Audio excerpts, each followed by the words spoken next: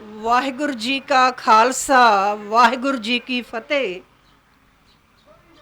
ਕਿਸਾਨ ਮੋਰਚੇ ਵਿੱਚ ਸ਼ਮੂਲੀਅਤ ਕਰਨ ਦੇ ਲਈ ਦੂਰੋਂ ਨੇੜਿਓਂ ਆਏ ਹੋਏ ਮੇਰੇ ਵੀਰੋ, ਬੱਚਿਓ, ਭੁਚੰਗਿਓ,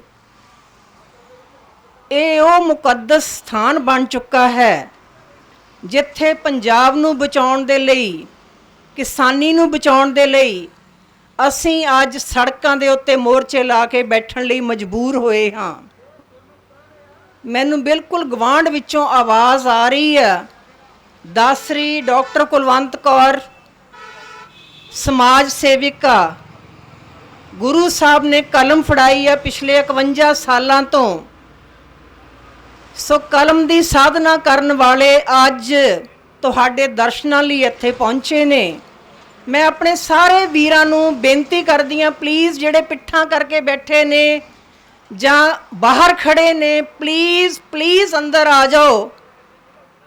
ਚੰਗਾ ਨਹੀਂ ਲੱਗਦਾ, ਅਸੀਂ ਦੂਰੋਂ ਨੇੜਿਓਂ ਆਏ ਹਾਂ, ਅਸੀਂ ਆਪਣੇ ਵਿਚਾਰ ਸਾਂਝੇ ਕਰਨੇ ਨੇ।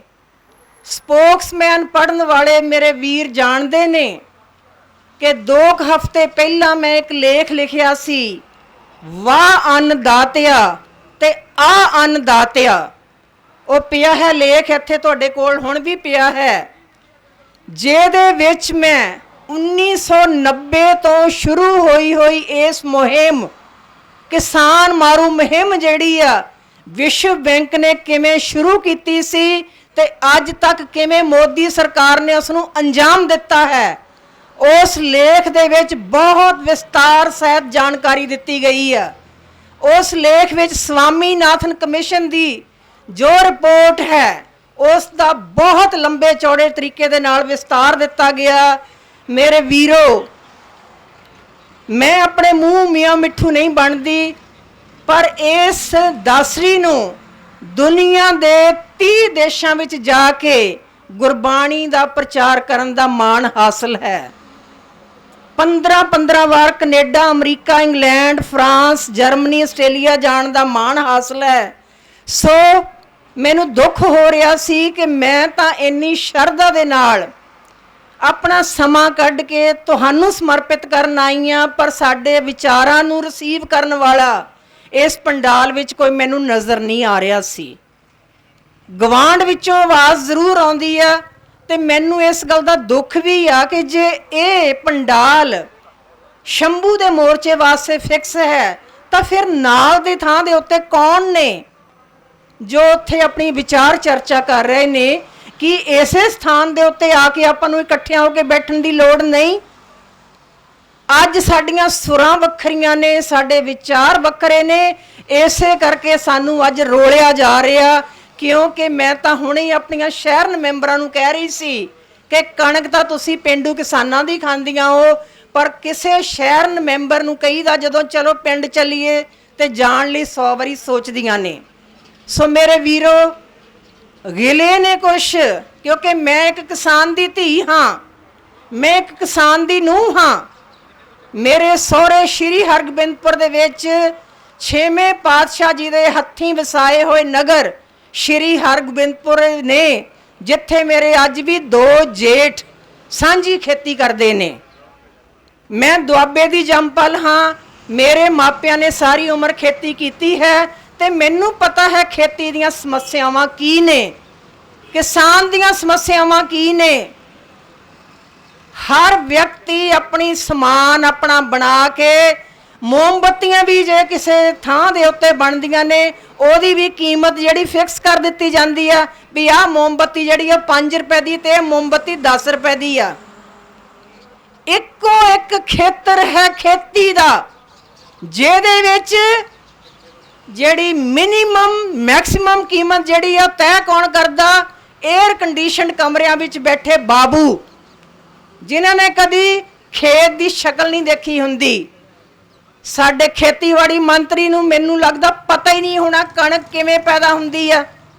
ਸਕੂਲਾਂ ਵਾਲੇ ਬੱਚੇ ਕਈ ਵਾਰੀ ਪੁੱਛਦੇ ਨੇ, ਮੇਰਾ ਦੋਤਰਾ ਆਸਟ੍ਰੇਲੀਆ ਦਾ ਪੈਦਾ ਹੋਇਆ, ਉਹਦੇ ਘਰ ਦੇ ਵਿੱਚ ਹਰ ਦੁਨੀਆ ਦੀ ਸਬਜ਼ੀ ਪੈਦਾ ਹੁੰਦੀ। ਅਸੀਂ ਆਪਣੀ ਬੇਟੀ ਨੂੰ ਟ੍ਰੇਨਿੰਗ ਹੀ ਇਦਾਂ ਦੀ ਦਿੱਤੀ ਆ, ਉਹ ਸਕੂਲ ਵਿੱਚ ਲਿਜਾ ਕੇ ਦਿਖਾਉਂਦਾ ਕਿ ਮਟਰ ਇਦਾਂ ਲੱਗਦੇ ਆ, ਆ ਮਟਰ ਹੁੰਦੇ ਆ, ਕਿਉਂਕਿ ਸਟੋਰਾਂ ਦੇ ਮਟਰ ਖਾਣੀ ਦੁਨੀਆ ਗਿੱਜੀ ਹੋਈ ਆ, ਪੀਸ ਜਿਹਨੂੰ ਕਹਿ ਦਿੰਦੇ ਆ। ਕਹਿਣ ਤੋਂ ਭਾਵ ਇਹ ਆ ਕਿ ਪੰਜਾਬ ਦਾ ਕਿਸਾਨ ਜਿਸ ਨੇ ਆਪਣੀ ਮਿਹਨਤ ਮੁਸ਼ੱਕਤ ਦੇ ਨਾਲ ਹਰੀ ਕ੍ਰਾਂਤੀ ਲਿਆਂਦੀ, ਦੇਸ਼ ਦੇ ਵਿੱਚ ਦੁਨੀਆ ਦੇ ਅਨਾਜ ਦੇ ਭੜੋਲੇ ਭਰੇ, ਢਿੱਡ ਭਰੇ, ਸਾਰੇ ਹਿੰਦੁਸਤਾਨ ਦੇ ਵਿੱਚ ਉਸ ਦੀਆਂ ਫਸਲਾਂ ਪਹੁੰਚੀਆਂ। ਅੱਜ ਉਸ ਕਿਸਾਨ ਨੂੰ ਭੁੱਖਾ ਮਾਰਿਆ ਜਾ ਰਿਹਾ। ਇਹੋ ਜਿਹੀਆਂ ਨੀਤੀਆਂ ਬਣਾਈਆਂ ਜਾ ਰਹੀਆਂ ਨੇ ਜਿਹੜੀਆਂ ਕਿਸਾਨ ਮਾਰੂ ਨੇ। ਮੈਂ ਉਹ ਲੇਖ ਆਪਣਾ ਇੱਥੇ ਤਾਂ ਮੈਂ 1-2 ਕਾਪੀਆਂ ਹੀ ਹਨ ਮੇਰੇ, ਪਰ ਮੈਂ ਬਾਕੀ ਧਰੇੜੀ ਜੱਟਾਂ ਅਸੀਂ ਗਏ ਸੀਗੇ, ਨਾਭਾ ਰੋਡ ਦੇ ਟੋਲ ਪਲਾਜ਼ਿਆਂ ਤੇ ਗਏ ਆ, ਉੱਥੇ ਅਸੀਂ ਉਹਦੀਆਂ ਕਾਫੀ ਕਾਪੀਆਂ ਕਰਕੇ ਵੰਡੀਆਂ ਤਾਂ ਜੋ ਕਿਸਾਨਾਂ ਨੂੰ ਪਤਾ ਤਾਂ ਲੱਗ ਸਕੇ ਕਿ ਇਹ ਬਿਮਾਰੀ ਜਿਹੜੀ ਆ ਇਹ 2020 ਦੀ ਨਹੀਂ ਹੈ। 1990 ਚ ਵਰਲਡ ਬੈਂਕ ਜਿਹੜਾ ਹੈ ਉਸ ਨੇ ਉਦੋਂ ਤੋਂ ਗੌਰਮੈਂਟਾਂ ਨੂੰ ਸਾਡੀਆਂ ਨੂੰ ਕਹਿ ਦਿੱਤਾ ਸੀ ਵੀ ਇਹ ਕਿਸਾਨਾਂ ਦੀ ਜ਼ਮੀਨ ਜਿਹੜੀ ਆ ਇਹਨੂੰ ਖੋਣ ਦੇ ਸਬੱਬ ਸਬੀਲ ਤਿਆਰ ਕਰੋ। ਤੇ 2004 ਵਿੱਚ ਤਾਂ ਇਹ ਆਰਡਰ ਆ ਗਏ ਸੀਗੇ ਜਦੋਂ ਵਾਜਪਾਈ ਦੀ ਗੌਰਮੈਂਟ ਸੀ। ਅਟਲ ਬਿਹਾਰੀ ਵਾਜਪਾਈ ਦੀ ਗੌਰਮੈਂਟ ਦੇ ਵੇਲੇ ਵਰਲਡ ਬੈਂਕ ਜਿਹੜਾ, ਵਿਸ਼ਵ ਬੈਂਕ ਜਿਹੜਾ ਕਰਜ਼ੇ ਦਿੰਦਾ ਸਾਰੀ ਦੁਨੀਆ ਨੂੰ ਤੇ ਮੁਸੀਬਤਾਂ ਦੇ ਵੇਲੇ ਜਿਹੜਾ ਮਦਦ ਵੀ ਕਰਦਾ ਹੈ, ਉਸ ਦੀ ਇਹ ਡਾਇਰੈਕਸ਼ਨ ਸੀ। ਸਵਾਮੀਨਾਥਨ ਕਮਿਸ਼ਨ ਜਿਹੜਾ ਹੈ, ਤੁਸੀਂ ਜ਼ਰੂਰ ਉਹਦਾ ਨਾਮ ਬਾਰ-ਬਾਰ ਪੜ੍ਹਦੇ ਹੋ, ਸੁਣਦੇ ਹੋ, ਪਰ ਉਸ ਦੀਆਂ ਸਿਫਾਰਿਸ਼ਾਂ ਨੂੰ ਅੱਜ ਤੱਕ ਕਿਸੇ ਨੇ ਲਾਗੂ ਨਹੀਂ ਕੀਤਾ। ਕਿਸੇ ਨੇ ਲਾਗੂ ਨਹੀਂ ਕੀਤਾ। ਕਿਉਂ?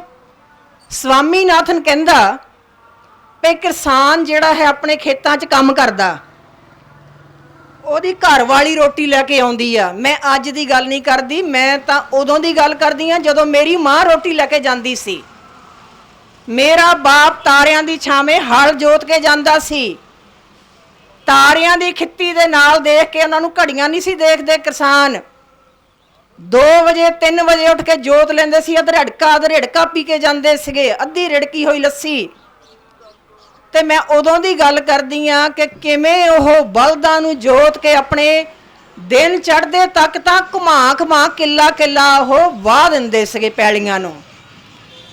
ਅੱਜ ਟਰੈਕਟਰਾਂ ਦਾ ਯੁੱਗ ਆ, ਅੱਜ ਮੋਟਰਾਂ ਲੱਗੀਆਂ ਹੋਈਆਂ ਨੇ, ਪਰ ਯਾਦ ਕਰੀਏ ਕਿ ਸਾਰੀ ਰਾਤ ਖੂਹ ਚਲਾ ਕੇ ਗਾਦੀਆਂ ਤੇ ਬੈਠ ਕੇ ਵੀ ਪਾਣੀ ਦਿੱਤਾ ਜਾਂਦਾ ਰਿਹਾ। ਔਰ ਸਾਡੀ ਸੁਰਤ ਦੀਆਂ ਗੱਲਾਂ ਨੇ, ਅਸੀਂ ਦੇਖਿਆ ਹੈ ਸਭ ਕੁਝ। ਅੱਜ ਦੀਆਂ ਕੁੜੀਆਂ, ਇਹ ਮੇਰੀ ਬੱਚੀ ਜਿਹੜੀ, ਇਹਨੂੰ ਨਹੀਂ ਪਤਾ ਹੋਣਾ ਗਾਦੀ ਕੀ ਹੁੰਦੀ ਆ, ਟਿੰਡਾਂ ਕੀ ਹੁੰਦੀਆਂ, ਸ਼ਾਇਦ ਕਿਸੇ ਅਜਾਇਬ ਘਰ ਦੇ ਵਿੱਚ ਇਹ ਚੀਜ਼ਾਂ ਦੇਖੇ। ਇਹ ਸਾਡੇ ਅਡਾਪਟਡ ਬੱਚੇ ਨੇ। ਮਾਈ ਭਾਗੋ ਬ੍ਰਿਗੇਡ, ਮੈਂ ਦੱਸਣਾ ਭੁੱਲ ਗਈ, ਸਾਹਮਣੇ ਗੱਡੀ ਖੜੀ ਹੈ, ਮਾਈ ਭਾਗੋ ਬ੍ਰਿਗੇਡ ਸਮਾਜ ਸੇਵੀ ਧਰਮ ਸੇਵੀ ਸੰਸਥਾ ਹੈ। ਇਹ ਮੇਰੀਆਂ ਭੈਣਾਂ ਬੀਬੀਆਂ ਜੋ ਕੀਰਤਨ ਕਰਕੇ ਗਈਆਂ ਨੇ, ਇਹ ਉਸ ਦੀਆਂ ਸਾਰੀਆਂ ਸੇਵਾਦਾਰ ਨੇ, ਮੈਂਬਰਾਂ ਨੇ। ਤੇ ਅਸੀਂ ਉਹ ਬੱਚੇ ਜਿਹੜੇ ਬਹੁਤ ਇੰਟੈਲੀਜੈਂਟ ਨੇ, ਬਹੁਤ ਲਾਇਕ ਨੇ, ਉਹਨਾਂ ਨੂੰ ਪੜ੍ਹਾਉਣ ਦੀ ਸੇਵਾ ਵੀ ਸਾਨੂੰ ਸਤਿਗੁਰੂ ਜੀ ਨੇ ਦਿੱਤੀ ਹੋਈ ਆ। ਇਹ ਬੱਚੀ ਪੰਜਾਬੀ ਯੂਨੀਵਰਸਿਟੀ ਤੋਂ ਹੁਣੀ ਇਹਨੇ MA ਮਿਊਜ਼ਿਕ ਗੁਰਮਤ ਸੰਗੀਤ ਕੀਤੀ ਆ, ਜਿਸ ਦਾ ਤੁਸੀਂ ਮਨੋਹਰ ਕੀਰਤਨ ਸਰਵਣ ਕੀਤਾ। ਸੋ ਮੈਂ ਇਸ ਕਰਕੇ ਦੱਸ ਰਹੀ ਹਾਂ ਕਿ ਸ਼ਹਿਰਾਂ ਦੇ ਜੰਪਲ ਬੱਚੇ ਜਿਹੜੇ ਨੇ, ਉਹਨਾਂ ਨੂੰ ਖੇਤੀ ਜਿਣਸਾਂ ਬਾਰੇ, ਖੇਤੀ ਦੇ ਸੰਦਾਂ ਬਾਰੇ, ਖੇਤੀ ਦੇ ਵਿਸਤਾਰ ਬਾਰੇ, ਖੇਤੀ ਦੀਆਂ ਮੁਸ਼ਕਲਾਂ ਬਾਰੇ, ਖੇਤੀ ਦੀਆਂ ਪੇਚੀਦਗੀਆਂ ਬਾਰੇ, ਖੇਤੀ ਦੇ ਮੁੱਲਾਂ ਬਾਰੇ ਬਹੁਤ ਜ਼ਿਆਦਾ ਨੌਲੇਜ ਨਹੀਂ ਹੁੰਦੀ।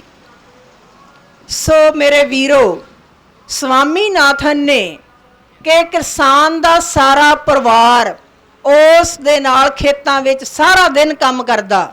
ਉਹਨਾਂ ਦੀ ਮਿਹਨਤ, ਕਿਸਾਨ ਦੀ ਮਿਹਨਤ, ਉਹਦੀ ਘਰਵਾਲੀ ਦੀ ਮਿਹਨਤ, ਉਹਦੇ ਬੱਚਿਆਂ ਦੀ ਮਿਹਨਤ, ਉਹਦੇ ਖਾਦ, ਉਹਦੇ ਬੀਜ, ਉਹਦੇ ਪਾਣੀ, ਉਹਦੀ ਸਾਰੀ ਵਿਆਹ ਸ਼ਰੀਕਾਦਾਰੀ, ਮਰਨੇ ਪਰਨੇ, ਵਿਆਹ ਸ਼ਾਦੀਆਂ, ਸਾਰੇ ਖਰਚੇ ਖੇਤੀ ਤੇ ਡਿਪੈਂਡੈਂਟ ਨੇ। ਮੈਨੂੰ ਯਾਦ ਹੈ ਜਦੋਂ 6 ਮਹੀਨਿਆਂ ਬਾਅਦ ਫਸਲ ਆਉਂਦੀ ਸੀ ਤੇ ਸਾਡੇ ਪਿਤਾ ਜੀ ਨੇ ਥਾਨਾਂ ਦੇ ਥਾਨ ਕੱਪੜੇ ਦੇ ਮੰਗਵਾਣੇ ਸ਼ਹਿਰ ਤੋਂ, ਦਰਜੀ ਘਰ ਬਿਠਾਇਆ ਜਾਂਦਾ ਸੀ, ਸਾਰਿਆਂ ਨੂੰ ਸੂਟ ਮਿਲਣੇ ਨਵੇਂ, ਤੇ 6 ਮਹੀਨੇ ਸਾਨੂੰ ਉਡੀਕ ਰਹਿੰਦੀ ਸੀ। ਸਾਲ ਬਾਅਦ ਜਦੋਂ ਦੀਵਾਲੀ ਆਉਂਦੀ ਸੀ ਤੇ ਪਿੰਡ ਦੇ ਇੱਕ ਥਾਂ ਦੇ ਉੱਤੇ ਜਾ ਕੇ ਸਾਰੇ ਲੋਕ ਲੱਡੂ ਜਲੇਬੀਆਂ ਬਣਵਾਉਂਦੇ ਸੀਗੇ। ਅੱਜ ਤਾਂ ਹਰ ਦਿਨ हर शाम मठियाइयाँ जिथों मर्जी खरीद लो। पर किरसानी वाले मेरे वीरां ने, तुसी सब ने ये दिन देखे होणगे, तुहानू याद होएगा कि साल पिछों एक बारी लड्डू बनते सगे ते कई बारी 8-8 दिन वारी नहीं सी आउंदी हुंदी। लड्डू बनाउण वाले उस सांझा जिहड़ा हलवाई तां किहड़ा हुंदा सी, साडे तुहाडे विचों ही हुंदा सीगा। मोटे मोटे ठुल्ले ठुल्ले लड्डू हुंदे सीगे, ओही बड़े स्वाद लगदे सी क्योंकि मिलदे कदे कदे सीगे। ਇਹ ਸੀ किसान ਦੀ ਜ਼ਿੰਦਗੀ। स्वामीनाथन ने ਇਹ ਸਾਰੇ ਖਰਚੇ ਵਿੱਚ ਪਾ ਕੇ ਜਿੰਨੇ ਵੀ ਕਿਸਾਨ ਨੂੰ ਕਰਨੇ ਪੈਂਦੇ ਨੇ ਸਾਰੀ ਫਸਲ ਤੱਕ ਉਹ ਵਿੱਚ ਪਾ ਕੇ ਸਾਰੀ ਲੰਬੀ ਚੌੜੀ ਡਿਟੇਲ ਪਾ ਕੇ ਮੁੱਲ ਜਿਹੜਾ ਫਿਕਸ ਕਰਨ ਦੇ ਲਈ ਇੰਸਟਰਕਸ਼ਨਸ ਦਿੱਤੀਆਂ ਸੀ, ਹਦਾਇਤਾਂ ਦਿੱਤੀਆਂ ਸੀ। ਲਾਗੂ ਕਿਸ ਨੇ ਨਹੀਂ ਕੀਤਾ? ਇਹੀ ਮੋਦੀ ਜੋ ਸਾਡੇ ਮੂੰਹ ਰੋਟੀ ਖਾਣ ਲਈ ਅੱਜ बिल्कुल तत्पर है। जदों 2014 दियां पहली बार इलैक्शनां बीजेपी ने लड़नियां सी, अडानियां अबानियां दे जहाज़ां ते झूटे लैने सी, उदों वादा कीता सी, जे तुसी भुलदे नहीं कि असी जित्ते ते असी स्वामीनाथन दियां रिपोर्टां लागू करांगे। ये मोदी दा वादा सी।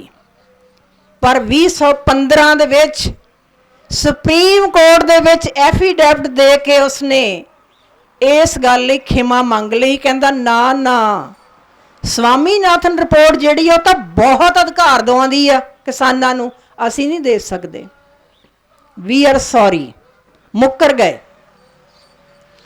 ते उस तो बाद जमीन लैण वाला एक अध्यादेश जिहड़ा है ऑर्डीनेंस बनाया, तुहानूं याद होना, सारे देश बड़ा रौला पिया ते ਉਹ ਅਧਿਆਦੇਸ਼ ਜਿਹੜਾ ਇਹਨਾਂ ਨੂੰ ਵਾਪਸ ਲੈਣਾ ਪਿਆ, ਜਿਹਦੇ ਵਿੱਚ ਜ਼ਬਰਦਸਤੀ ਜ਼ਮੀਨਾਂ ਖੋਣ ਦੀ ਗੱਲ ਕੀਤੀ ਗਈ ਸੀ। ਮੈਂ ਤੁਹਾਨੂੰ ਪਹਿਲਾਂ ਹੀ ਦੱਸ ਦਿੱਤਾ ਹੈ ਕਿ ਵਰਲਡ ਬੈਂਕ ਦੀਆਂ ਇਹ ਸਕੀਮਾਂ 1990 ਤੋਂ ਲਗਾਤਾਰ ਆ ਰਹੀਆਂ ਨੇ ਦੇਸ਼ਾਂ ਦੇਸ਼ਾਂ ਦੇ ਵਿੱਚ। ਅਮਰੀਕਾ ਦੇ ਵਿੱਚ ਵੀ ਕੰਟਰੈਕਟ ਫਾਰਮਿੰਗ, ਇਕਰਾਰ ਦੀ ਖੇਤੀ ਜਿਹਨੂੰ ਕਹਿੰਦੇ ਆ, ਉਹ ਲਾਗੂ ਹੋਈ ਸੀ, ਉਹ ਬੁਰੀ ਤਰ੍ਹਾਂ ਫੇਲ ਹੋ ਗਈ। ਅਮਰੀਕਾ ਦੇ ਵਿੱਚ ਕੰਟਰੈਕਟ ਫਾਰਮਿੰਗ ਜਿਹੜੀ ਆ ਨਹੀਂ ਹੁੰਦੀ, ਕਾਮਯਾਬ ਨਹੀਂ ਹੋਈ। ਦਸਰੀ ਹੁਣ ਤੱਕ 17-18 ਵਾਰ ਅਮਰੀਕਾ ਜਾਇਆ ਹੀ ਆ, ਕਿਉਂਕਿ ਮੇਰਾ ਸਾਰਾ ਪਰਿਵਾਰ ਅਮਰੀਕਾ ਦੇ ਵਿੱਚ ਰਹਿੰਦਾ। ਆਸਟ੍ਰੇਲੀਆ ਦੇ ਵਿੱਚ ਵੀ ਮੈਂ ਗਈ ਆ, ਕੰਟਰੈਕਟ ਫਾਰਮਿੰਗ ਮੈਂ ਉੱਥੋਂ ਵੀ ਦੇਖੀ ਆ। ਓਲਿਵ, ਤੁਸੀਂ ਓਲਿਵ ਦਾ ਨਾਮ ਸੁਣਿਆ ਹੋਣਾ, ਜੈਤੂਨ। ਓਲਿਵ ਆਇਲ ਜਿਹੜਾ ਹੈ, ਕਿਸੇ ਦੇ ਦਿਲ ਦਾ ਆਪਰੇਸ਼ਨ ਹੁੰਦਾ ਨਾ ਬਾਈਪਾਸ, ਤੇ ਉਹਨੂੰ ਰਿਕਮੈਂਡ ਕੀਤਾ ਜਾਂਦਾ ਵੀ ਤੁਸੀਂ ਓਲਿਵ ਆਇਲ ਵਰਤਿਓ। ਜਾਂ ਆਪਣੇ ਇੱਥੇ ਇੰਡੀਆ 'ਚ ਓਲਿਵ ਤਾਰਾ, ਕਿਉਂਕਿ ਓਲਿਵ ਤਾਂ 900 ਰੁਪਏ ਲੀਟਰ ਤੋਂ ਘੱਟ ਨਹੀਂ ਆਉਂਦਾ, ਓਲਿਵ ਤਾਰਾ ਵੀ 200 ਰੁਪਏ ਲੀਟਰ ਆਉਂਦਾ। ਉਹਦੇ ਵਿੱਚ ਕੀ ਆ, ਮੇਰੀ ਬੇਟੀ ਦੇ ਘਰ 25 ਬੂਟੇ ਓਲਿਵ ਦੇ ਲੱਗੇ ਹੋਏ ਨੇ। ਗੌਰਮੈਂਟ ਦੇ ਬੰਦੇ ਆਉਂਦੇ ਨੇ ਸਾਲ ਪਿੱਛੋਂ, ਉਹ ਪੁੱਛਦੇ ਨੇ ਤੁਹਾਨੂੰ ਕਿੰਨਾ ਓਲਿਵ ਤੇਲ ਚਾਹੀਦਾ, ਉਹ ਕਹਿੰਦੀ ਸਾਨੂੰ 12 ਪੀਪੀਆਂ ਦੇ ਦਿਓ, 1 ਮਹੀਨੇ 'ਚ 1 ਪੀਪੀ ਲੱਗ ਜਾਊਗੀ। ਸਾਰਾ ਫਰੂਟ ਉਹ ਲੈ ਜਾਂਦੇ ਨੇ, 12 ਪੀਪੀਆਂ ਤੇਲ ਦੇ ਜਾਣਾ, 15 ਲੈ ਲਓ, 20 ਲੈ ਲਓ, ਬਾਕੀ ਜਿਹੜਾ ਫਰੂਟ ਹੈ ਉਸ ਫਰੂਟ ਦੇ ਪੈਸੇ ਦੇ ਜਾਂਦੇ ਨੇ। ਇਹ ਤਾਂ ਕੰਮ ਕਰਨ ਦਾ ਸਵਾਦ ਹੋਇਆ ਨਾ। ਸਾਡੇ ਜੇ ਮੈਨੂੰ ਯਾਦ ਆ, ਮੈਂ ਦੁਆਬੇ ਜਦੋਂ ਜਾਂਦੀ ਹਾਂ ਹਰ ਮਹੀਨੇ, ਸਾਡੇ ਉੱਥੇ ਸਕੂਲ ਕਾਲਜ ਸਾਡੇ ਵੱਲੋਂ ਚੱਲ ਰਹੇ ਨੇ। ਸੂਰਜਮੁਖੀ ਇੱਥੇ ਮਾਛੀਵਾੜੇ ਸਮਰਾਲੇ ਤੋਂ ਅੱਗੇ ਬੀਜੀ ਹੁੰਦੀ ਆ, ਵਾਇਆ ਖੰਨਾ। ਜਦੋਂ ਅਸੀਂ ਨਵਾਂ ਸ਼ਹਿਰ ਜਾਂਦੇ ਦੁਆਬੇ 'ਚ, ਸੂਰਜਮੁਖੀ ਨੂੰ ਪੁੱਛਦਾ ਕੋਈ ਨਹੀਂ, ਤੇ ਅਸੀਂ ਸੋਇਆਬੀਨ ਬੀਜ ਲਈ, ਸੋਇਆਬੀਨ ਨੂੰ ਕੋਈ ਨਹੀਂ ਪੁੱਛਦਾ। ਮੱਕੀ ਦਾ ਆਟਾ ਸ਼ਹਿਰ ਦੇ ਵਿੱਚ ਅਸੀਂ 35 ਰੁਪਏ ਕਿਲੋ ਲੈ ਕੇ ਖਾ ਰਹੇ ਹਾਂ, ਤੇ ਮੱਕੀ ਜਿਹੜੀ ਹੈ ਬਾਜ਼ਾਰ ਦੇ ਵਿੱਚ ਮਾਰਕੀਟ ਦੇ ਵਿੱਚ 600 ਰੁਪਏ ਕੁਇੰਟਲ ਵਿਕ ਰਹੀ ਆ। ਕਿਸਾਨ ਦੀ ਸਿੱਧੀ ਲੁੱਟ। ਤੇ ਜਿਹੜੀ MSP ਦੀ ਗੱਲ ਦਿਨ ਰਾਤ ਹੋ ਰਹੀ ਆ, MSP ਜਿਹੜੀ ਆ, MSP ਤਾਂ ਹੈਗੀ ਆ 1900-2000, ਤੇ ਕਣਕ ਜਿਹੜੀ ਆ ਜਾਂ ਝੋਨਾ ਜਿਹੜਾ ਹੈ, ਤੁਸੀਂ ਆਪਣੇ ਆਪ, ਤੁਸੀਂ ਮੇਰੇ ਨਾਲੋਂ ਜ਼ਿਆਦਾ ਜਾਣਦੇ ਹੋ। ਮੈਂ ਤਾਂ ਇਸ ਵੇਲੇ ਸ਼ਹਿਰ 'ਚ ਆ ਗਈ ਹਾਂ, ਮੇਰੇ ਉਹ ਐਕਸਪੀਰੀਅੰਸ ਜਿਹੜੇ ਘੱਟ ਹੋ ਗਏ ਨੇ, ਜਿਹੜੇ ਬਚਪਨ ਵਾਲੇ ਸੀ, ਜਵਾਨੀ ਵਾਲੇ ਸੀਗੇ।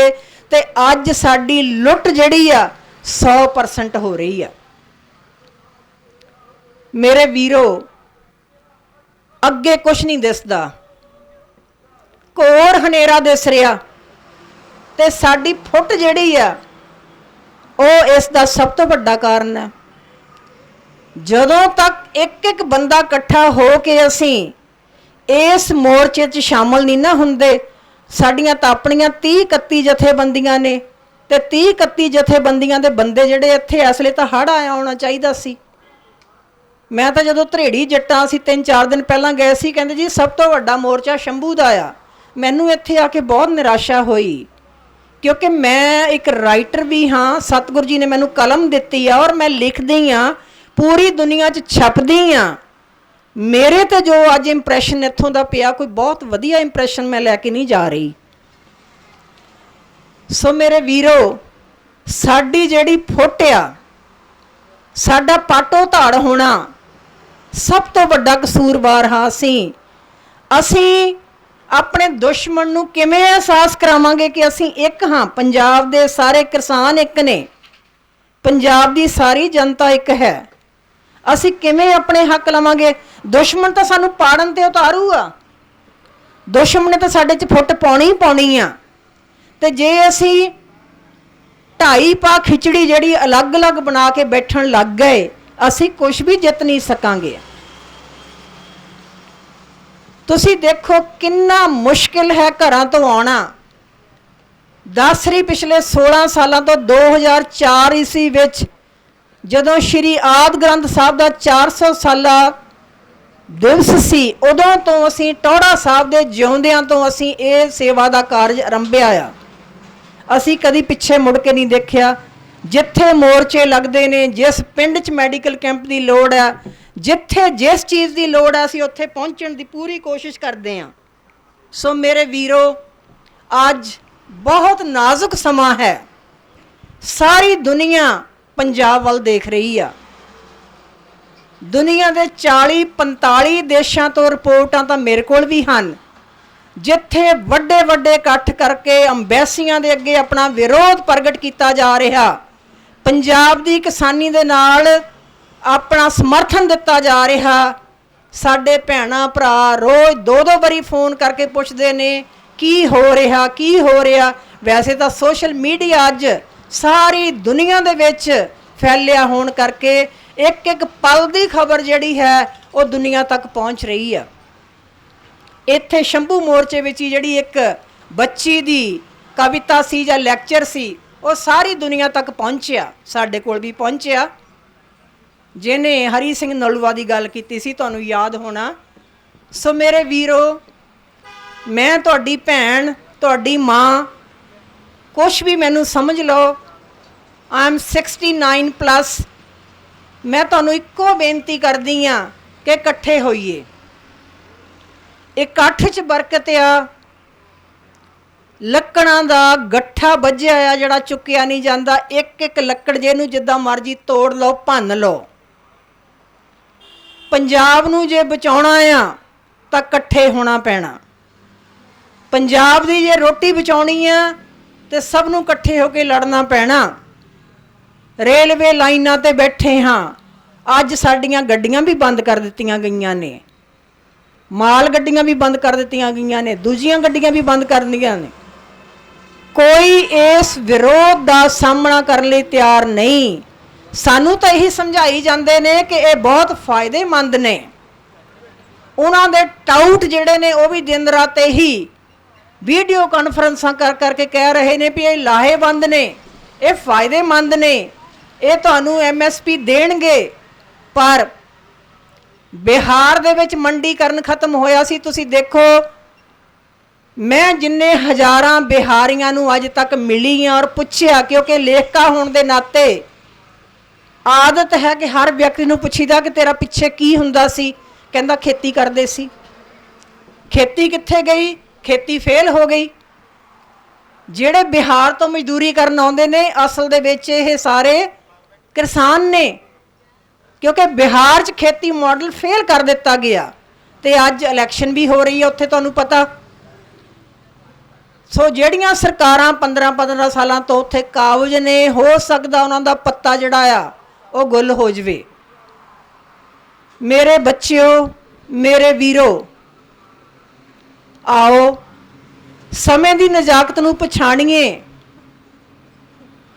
ਥਾਂ ਥਾਂ ਦੇ ਉੱਤੇ ਜਦੋਂ मैं पटियाले तो ਇੱਥੇ तक ਅਸੀਂ आए हाँ, बोर्ड लगे हुए ने पंजाब सरकार ਵੱਲੋਂ, किसान खुशहाल पंजाब खुशहाल। पंजाब ਜਿਹੜਾ ਆ ਉਹਦਾ भी बुरा हाल आ, क्योंकि ਜਦੋਂ सेंटर तो विपरीत कोई सरकार ਹੁੰਦੀ ਕਿਸੇ ਥਾਂ ਦੇ ਉੱਤੇ, कोई ग्रांट, कोई मदद, कोई पैसा, कोई GST ਦੇ बकाए कुछ नहीं आ रहा, ਉਹਨੂੰ ਬਦਨਾਮ ਕਰਨ ਲਈ, ਉਹਨੂੰ ਫੇਲ ਕਰਨ ਦੇ ਲਈ ਹਰ ਹਰਬਾ ਵਰਤਿਆ ਜਾਂਦਾ। ਪੰਜਾਬ ਸਰਕਾਰ ਨੇ ਵੀ ਸੈਸ਼ਨ ਸੱਦ ਕੇ ਜੋ ਕੁਛ ਕੀਤਾ, ਕੁਛ ਗੱਲਾਂ ਠੀਕ ਨੇ, ਬਾਕੀ ਤੁਸੀਂ ਤੁਹਾਡੇ ਲੀਡਰ ਜ਼ਿਆਦਾ ਜਾਣਦੇ ਨੇ। ਮੇਰੇ ਹਿਸਾਬ ਦੇ ਨਾਲ ਤਾਂ ਕੋਈ ਉਹਦੇ ਵਿੱਚੋਂ ਸਾਨੂੰ ਬਹੁਤ ਕੁਝ ਖੱਟੀ ਕਮਾਈ ਨਹੀਂ ਹੈ। ਸਾਡੀ ਟੱਕਰ ਸੈਂਟਰ ਦੇ ਨਾਲ ਹੈ ਤੇ टक्कर लैण दे लई 2.5 टोटरूआं दी जिहड़ी गल है वो कामयाब नहीं हो सकनी। एकता दी लोड़ है, इकट्ठ दी लोड़ है। सारे देश दियां 260 किसान जथेबंदियां गुरुद्वारा श्री रकाबगंज साहब दिल्ली 26 ते 27 नूं सिर जोड़ के बैठियां। उन्हां दे तुसीं अज प्रैस कॉन्फ्रेंसां उन्हां दे विचार पढ़ लए ने कि 5 तरीक नूं चक्का जाम पूरे देश विच, ते अगले महीने मैं उही सवेरे पढ़ के अपने पति नाल गल सांझी कर रही सी कि अगले महीने दे 1 महीने तक दिल्ली आउण दा सद्दा है। इट्स टू लेट, बहुत बहुत देर है उस गल दे विच, उन्हां तरीकां दे विच। ते इस तो बिना साडा असरदार होर कदम ਕਿਹੜਾ है? क्योंकि आपां बैठे हाँ, घर दे सारे कामकार छड्डे पए ने, किसी दी सेहत ते असर है? दसो मैनू, किसी दी सेहत ते असर नहीं हो रहा। सरकारां बैठियां ने, एसी कमरियां 'च बंद बैठे ने मंत्री, वीडियो कॉन्फ्रेंसां करके सिमरती ईरानी वर्गियां जिहड़ियां टके टके दे सीरियल दे विच काम करके इत्थे तक पहुंचियां ने, वो सानू समझा रही ने बठिंडे च आके भी ये बहुत लाहेबंद कानून ने, एक किसान की किस्मत पलटन वाले कानून ने। सिमरती ईरानी सानू समझा रही है जिहड़ी +2 पास आ। मेरे वीरो, तुहाडे लीडर बहुत सियाणे ने, बहुत समझदार ने। अज इस समझदारी नू समझण दी लोड़ है सानू सारिआं नू, क्योंकि अपनी लीडरशिप तो तुसी बाहर नहीं जाना है। जो लीडर साहिबान सानू गाइडलाइंस दे रहे ने, चलना तो असी उहदे अनुकूल है, पर घट्टो घट्ट इकट्ठे होके तो चलीए। मैनू हुण तक भी समझ नहीं आई कि पिछला पंडाल ते ये पंडाल 2 क्यों ने। असी एक थां दे उत्ते इकट्ठे होके अपने विचार साझे क्यों नहीं कर सकते, क्यों नहीं कीते? उधर सानू वखरे दान की लोड़ क्यों पई आ? जे साडे विचारां विच कोई वखरेवा है तो वह तो असी टेबल ते बैठ के ही हल कर सकते हैं, वो साडे लीडर हल कर सकते हैं। ये जिहड़ा इंप्रैशन मैं लैके चली हाँ, घट्टो घट्ट मैं तुहाडे बारे तो कुछ नहीं कह सकती, क्योंकि मैं एक घरेलू औरत नहीं हाँ। दुनिया दे कोने कोने तक मैं पहुंची हाँ और पहुंचती हाँ। मेरे विचार पहुंचते ने, अमरीका च छपदियाँ, कनेडा च छपदियाँ, आस्ट्रेलिया च छपदियाँ, इंग्लैंड च छपदियाँ। मेरा मतलब आ सानू उधरले पाठक भी यही समझौतियां दिंदे ने कि तुसी लोकां दे नाल खड़ो, ते असी लक बन के जड़े आ दवाइयां लैके भी आउंदे आ ते अपने विचारां दे नाल भी तुहानू कायल करन दी कोशिश करदे आ। सो मेरे वीरो, जिस भी मेरे वीर भैन बच्चे नू दवाई दी लोड़ है, पिछे डॉक्टर साहबान दी दवाइयां रिकमेंडड पईयां ने, ते जिस नू विचारां दी कोई स्पष्टता दी लोड़ आ वो मेरे नाल गलबात भी कर सकदा है, क्योंकि मैं किरसानी जीवन जिहड़ा है पिछले 69 सालां च देखदी आई हाँ। मैनू किरसानी दियां सारियां समस्यावां दा पता है। ਅੱਜ ਅਸੀਂ ਜ਼ਰੂਰ ਚਿੱਟੇ ਸੂਟ ਪਾ ਕੇ ਟਰੈਕਟਰਾਂ ਦੇ ਉੱਤੇ ਬੈਠ ਕੇ ਥੋੜ੍ਹੀ ਜਿਹੀ ਸ਼ਾਨ ਵੀ ਮਾਰਨ ਲੱਗ ਪਏ ਹਾਂ, ਪਰ ਧਨੀ ਰਾਮ ਚਾਤਰਿਕ ਦੀ ਇੱਕ ਕਵਿਤਾ ਮੈਨੂੰ ਕਦੇ ਨਹੀਂ ਭੁੱਲੀ, ਜਿਹੜੀ ਮੈਂ 30 ਸਾਲ ਕਾਲਜਾਂ 'ਚ ਪੜ੍ਹਾਈ ਆ। ਕਹਿੰਦਾ ਕੱਕਰੀ ਰਾਤ ਸਿਆਲ ਦੀ ਧਰਤੀ ਸੁੰਨ ਮਸਾਨ, ਕੱਕਰੀ ਰਾਤ ਸਿਆਲ ਦੀ ਧਰਤੀ ਸੁੰਨ ਮਸਾਨ, ਖਲਕਤ ਸੁੱਤੀ ਅੰਦਰੀ ਨਿੱਘੀਆਂ ਬੁੱਕਲਾਂ ਤਾਨ। ਇਸ ਵੇਲੇ ਨੇ ਜਾਗਦੇ ਤਾਰੇ ਵਿੱਚ ਅਸਮਾਨ, ਜਾਂ ਫਿਰ ਕੋਈ ਭਗਤ ਜਨ ਕਰਦਾ ਖੂਹੇ ਤੇ ਇਸ਼ਨਾਨ। ਪਾਣੀ ਲਾਉਂਦਿਆਂ ਹੱਥ ਪੈਰ ਜਿਹਦੇ ਨੀਲੇ ਹੁੰਦੇ ਜਾਣ, ਸੋ ਕਿਸਮਤ ਦਾ ਬਲੀ ਕਿਸਾਨ। ਸਾਰੀ ਉਮਰ ਇਹ ਕਵਿਤਾ ਪੜ੍ਹਾਈ ਆ। ਪੁਰਾਣੀ ਖੇਤੀ ਦੇ ਵਿੱਚ ਕਿਸਾਨ ਦੀ ਸ਼ਕਲ ਇਹੀ ਸੀ, ਅੱਜ ਜ਼ਰੂਰ ਬਦਲ ਗਈ ਆ। ਸੋ ਮੇਰੇ ਵੀਰੋ, ਮੈਂ ਬਹੁਤ ਜ਼ਿਆਦਾ ਨਾ ਕਹਿੰਦਿਆਂ ਹੋਇਆਂ ਤੁਹਾਨੂੰ ਇੱਕੋ ਬੇਨਤੀ ਕਰਦੀ ਹਾਂ ਕਿ ਅੱਜ ਸਮੇਂ ਦੀ ਪੁਕਾਰ ਸੁਣੋ, ਸਾਰੇ ਇਕੱਠੇ ਹੋਈਏ, ਇਕੱਠੇ ਹੋ ਕੇ ਆਪਣੇ ਹੱਕਾਂ ਲਈ ਲੜੀਏ। ਇਹ ਮਾਈ ਭਾਗੋ ਬ੍ਰਿਗੇਡ ਦੀ ਵੀ ਬੇਨਤੀ ਹੈ, ਕੁਲਵੰਤ ਕੌਰ ਵੱਲੋਂ ਵੀ ਬੇਨਤੀ ਹੈ ਸਾਰੇ ਪੰਜਾਬੀਆਂ ਨੂੰ ਕਿ ਆਪਣੇ ਹੱਕ ਲੈਣੇ ਨੇ। ਹੱਕ ਜਿਨ੍ਹਾਂ ਦੇ ਆਪਣੇ ਆਪ ਲੈਣਗੇ ਖੋ, ਕਿੱਕਰਾ ਵੇਕਨ ਲਿਆ ਲਿਆ ਉੱਪਰੋਂ ਚੜ੍ਹਿਆ ਪੋ। ਇਹ ਪ੍ਰੋਫੈਸਰ ਪੂਰਨ ਸਿੰਘ, ਪ੍ਰੋਫੈਸਰ ਮੋਹਨ ਸਿੰਘ ਦੀ ਗੱਲ ਹੈ।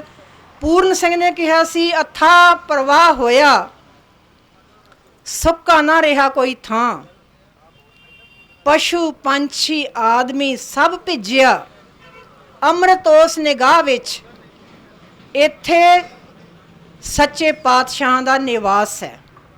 ਪੰਜਾਬ ਦੀ ਧਰਤੀ ਗੁਰੂਆਂ ਦੀ ਧਰਤੀ, ਸੱਚੇ ਪਾਤਸ਼ਾਹਾਂ ਦੀ ਧਰਤੀ। ਇਸ ਧਰਤੀ ਨੂੰ ਭਾਗ ਲਾਉਣ ਵਾਲੇ 10 ਗੁਰੂ ਪਾਤਸ਼ਾਹੀਆਂ ਅੱਜ